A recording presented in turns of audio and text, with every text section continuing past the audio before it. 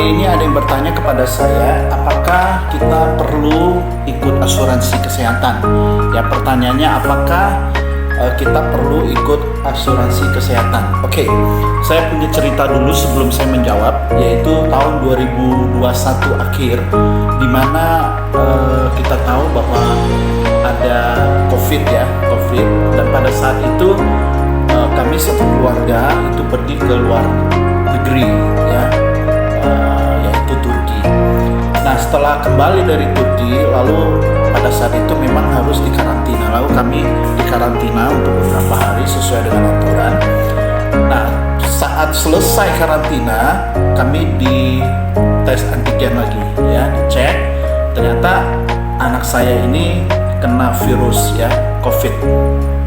Nah, lalu sebelum kami meninggalkan hotel karantina itu, lalu kami berkoordinasi dengan Satgas dan juga rumah sakit. Lalu setelah itu kami sudah dapat rumah sakit, lalu anak saya masukkan ke rumah sakit yang dituju, yang sudah disetujui oleh Satgas, dan memang rumah sakit itu memang dipilih ya, atau ditunjuk sebagai rumah sakit yang menangani pasien COVID. Nah, lalu kami punya asuransi. Nah, herannya pada saat sudah masuk di dalam rumah sakit itu, jelas-jelas Satgas yang mengatakan ini COVID. Oke? Nah, setelah masuk dan mau pulang, jadi mau bereskan administrasi, lalu rumah sakit itu berkoordinasi dengan asuransi. Ya, saya tidak sebutkan perusahaan asuransinya. Lalu dikatakan oleh asuransi bahwa ini tidak bisa di-cover karena tidak ada tanda-tanda COVID ya, tidak ada tanda-tanda COVID, atau penanganan di rumah sakit itu tidak terlihat bahwa ini penyakit COVID. Nah, lalu saya bingung, saya bilang, ini yang bilang COVID ini kan Satgas ya, lalu rujukan rumah sakit yang dirujuk itu juga dari Satgas sesuai dengan aturan. Nah, bagaimana bisa Satgas yang mengatakan ini COVID sudah dites antigen, lalu pihak asuransi mengatakan itu bukan COVID? Nah, di sini sedikit ada konflik ya, sedikit ada perselisihan, dan tentu ini membuat saya marah sekali karena asuransi ini memang cover COVID ya. Ada asuransi yang memang tidak cover, tapi ini memang mengcover bagi pasien yang terkena COVID. Lalu asuransi bilang ini tidak bisa di cover, harus bayar sendiri. Nah, lalu saya berdebat dengan asuransi, cukup besar asuransinya, internasional tentunya. Saya bilang saya tidak mau tahu karena ini COVID, bukan saya yang menentukan. Memang sudah dites, diperiksa, memang ini virus COVID yang harus dikarantina, bahkan harus disembuhkan ya, atau harus di rumah sakit kan. Jadi harus dijaga, ya istilahnya karantina lah, di rumah sakit. Nah, lalu saya misalkan marah, dan saya bilang saya tidak mau tahu dan ini harus dibayar. Kalau tidak, saya akan besarkan masalah ini, lalu saya akan viralkan masalah ini karena sangat aneh ya. Nah, akhirnya teman saya sebagai agen di perusahaan itu, di asuransi itu, dan saya juga tanya beberapa teman yang kebetulan juga di perusahaan yang sama, kata, oh ini bisa ya.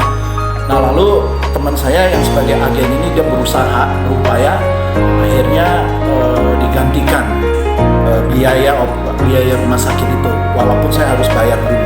Nah, jawaban apakah ada manfaat ikut asuransi kesehatan? Nah, ini salah satu bukti ya, bahwa tidak semudah itu tatkala kita sudah ada asuransi kesehatan yang kita harap ada jaminan tatkala kita sakit, tetapi jangan terlalu yakin dulu bahwa kita sudah bayar premi.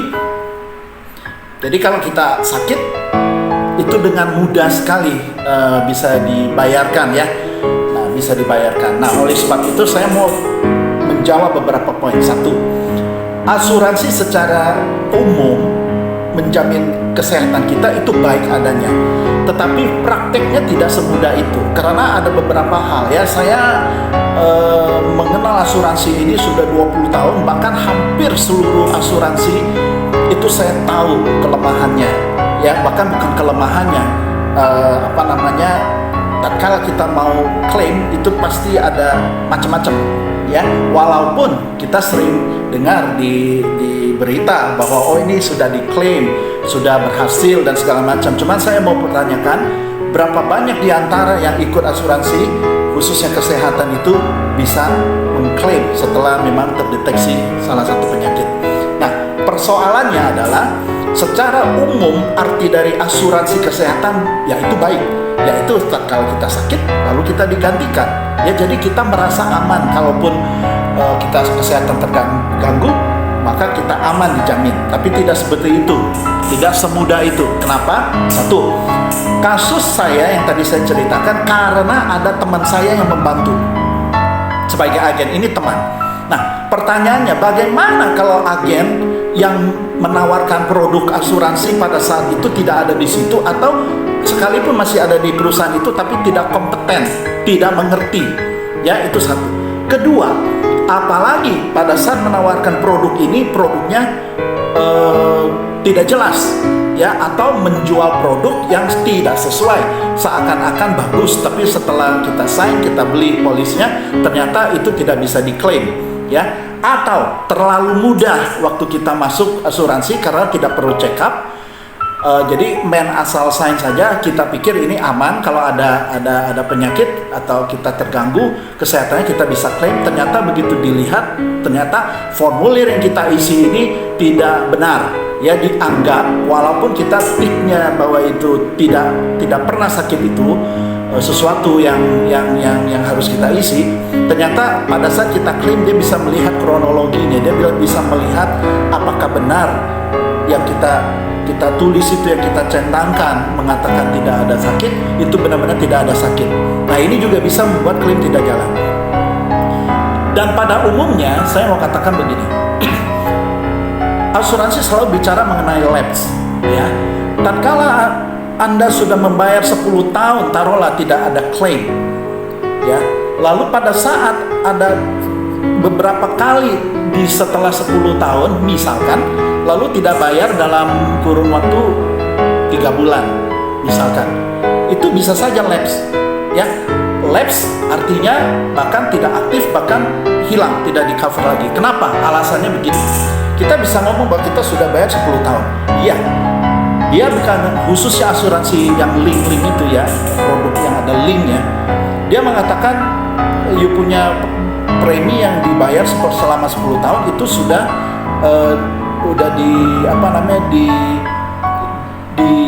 dibisniskan ya, dialokasikan ke dalam salah satu instrumen investasi, misalkan saham atau deposito atau apa saja yang pada dasarnya kita kadang-kadang tidak tahu juga ya. Sekalipun kita tahu yang mengelola itu, investasi itu kan bukan kita, sehingga kadang-kadang kita tidak tahu ya, diberitahukan bahwa ini sudah rugi atau tidak bisa, pengembangan investasi ini tidak bisa mengcover cost insurance pada saat kita tidak bayar, sehingga lapse. Nah, pertanyaannya, 10 tahun kita sudah membayar premi tapi tidak kita klaim, begitu lapse uangnya itu hilang dengan alasan cost kita yang dikeluarkan untuk menempatkan investasi itu tidak menguntungkan, sehingga cost itu termakan ya, atau cost itu harus dibereskan melalui pengembangan yang notabene-nya ini rugi ya. Ini saya cerita secara gamblang saja ya, mungkin teman-teman tahu maksud saya. Nah, jadi kita sudah bayar, tidak klaim dan hangus ya. Dan yang memainkan ini investasi ini kan yang mengelola kan pihak asuransi juga. Kita tidak tahu-taunya rugi dan tidak bisa mengcover cost insurance, istilahnya begitu. Nah, jadi ini sangat tidak fair kadang-kadang ya, bukan kadang-kadang, dan ini terjadi dengan saya juga. Oleh sebab itu, kalau ditanyakan apakah manfaat asuransi ini besar, bisa ya, bisa tidak. Tapi saya cenderung mengatakan lebih baik kita jangan berharap masuk ke asuransi demi untuk menjamin kesehatan kita. Tetapi saya akan terus terang mengatakan lebih baik Anda ini menjaga kesehatan sebaik-baiknya, ya, karena penyakit di dalam tubuh itu sebenarnya tidak banyak, hanya karena kita tidak mengerti atau tidak tahu makanan apa yang baik, ya. Khususnya organ-organ tubuh yang harus dijaga yaitu usus. Usus kalau kotor, maka ini sangat bahaya. Kolesterol LDL akan meningkat. Nah, tatkala kolesterol meningkat, kolesterol jahat meningkat, maka ada penggumpalan darah dan segala macam, dan ini akan menjadi penyakit yang berbahaya. Nah, usus yang kotor itu karena makanan yang jorok atau makanan yang berkelebihan gula, ya. Nah, oleh sebab itu tekankan saja bahwa kita harus disiplin diri untuk tidak mengonsumsi makanan yang gulanya sangat tinggi, ya, gula pasir misalkan, minum kopi dengan gula. Nah, ini membuat usus ini kotor dan berbakteri, ya, sehingga kolesterol yang dihasilkan oleh tubuh ini menjadi oksidasi. Nah, tatkala kolesterol oksidasi, maka antioksidan itu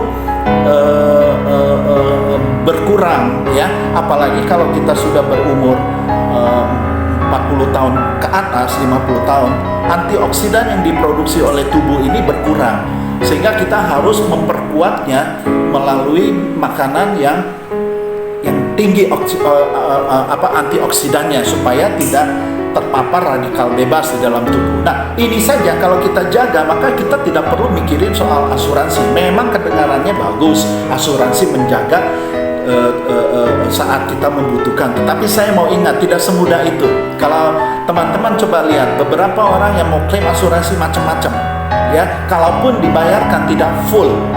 Nah, padahal kita dijanjikan seperti itu. Nah, oleh sebab itu harus hati-hati kalau ikut asuransi. Tetapi saya lebih cenderung mengatakan lebih baik menjaga kesehatan, ya, dan tabung itu uang, bergaya hidup dengan baik, makan makanan yang sehat, jangan mengotori usus, ya. Maka semua ini tubuh ini bisa terjaga dengan baik.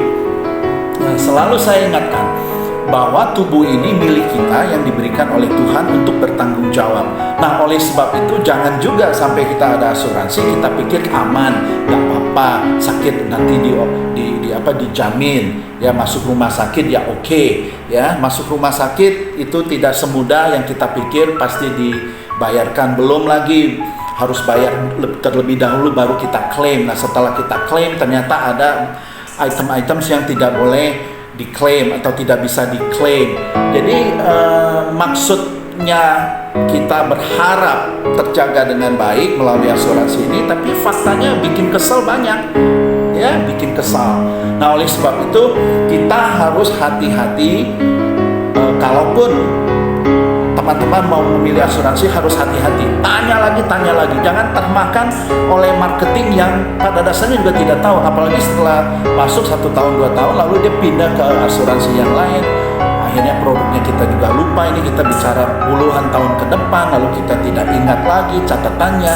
Nah, disinilah kelemahan kita akhirnya, bahwa kita membayar premi begitu lama, begitu banyak, akhirnya sia-sia. Ya, lebih baik menjaga diri, minum. Nah, saya mau perkenalkan satu produk namanya Clostanin Whey. Clostanin Whey ini bahan aktifnya banyak. Nah, saya ambil 3 saja. Satu yaitu minyak safflower. Safflower itu asam lemak yang sehat, ya. Asam lemak yang sehat, dan itu lebih rendah daripada minyak alpukat, minyak zaitun atau minyak bunga matahari, lebih rendah. Jadi safflower ini sangat bagus. Nah, juga ada terkandung minyak atau ekstrak chlorella. Nah, chlorella ini bagus untuk antioksidan, ya, antioksidan yang mana kita tahu bahwa antioksidannya diperlukan. Seperti tadi saya katakan bahwa kalau kita sudah umur 40 ke atas itu antioksidan yang diproduksi oleh tubuh ini berkurang, ya. Berkurang, sehingga kita perlu asupan dari luar yang baik. Nah, sudah itu ada ekstrak jamur shiitake. Nah, shiitake ini sangat bagus untuk mencegah terjadinya sel kanker atau melawan sel kanker juga. Nah, jadi sebenarnya banyak cara ya untuk kita menjauhkan diri dari asuransi yang notabene kita berharap kalau kita sakit kita bisa dijamin. Ya, lebih baik menjamin diri kita dengan konsumsi herbal yang bagus, suplemen yang bagus, yaitu kalau saya boleh anjurkan yaitu dari Jepang yang tadi saya katakan Clostanin Way, itu dari produk Niken Sohonsa udah dari 1975. Nah, ini produk sangat bagus ya. Nah, jadi kita jaga melalui suplemen itu saja. Nah, oleh sebab itu harus hati-hati dan selalu menjaga diri, menjaga kesehatan supaya kita hidup dengan sukacita, ya, kita berbahagia karena kesehatan kita baik, ya. Sekali lagi bahwa hati yang gembira adalah obat. Jadi hindarkan stres, depresi, ya, khawatir, sehingga akan mempengaruhi kesehatan kita, ya. Jadi inilah anjuran saya bahwa lebih baik menjaga kesehatan melalui makanan yang sehat, ya. Jangan kata orang, jangan sembarangan pilih suplemen atau herbal-herbal yang belum tentu dijamin, ya, atau belum tentu kualitasnya baik. Nah, teman-teman, jadi itulah jawaban saya mengenai asuransi. Be wise dan pilih juga suplemen yang memang baik untuk kesehatan, ya. Jaga usus jangan sampai kotor, maka semuanya itu akan beres. Tubuh kita akan tetap terjaga baik dan kita akan hidup berbahagia, ya. Tetap sehat, tetap semangat. Jangan lupa selalu bersyukur dalam hidup ini dan juga tetap berdoa supaya tuntunan Tuhan ini terus menyertai kita. Oke, salam sehat.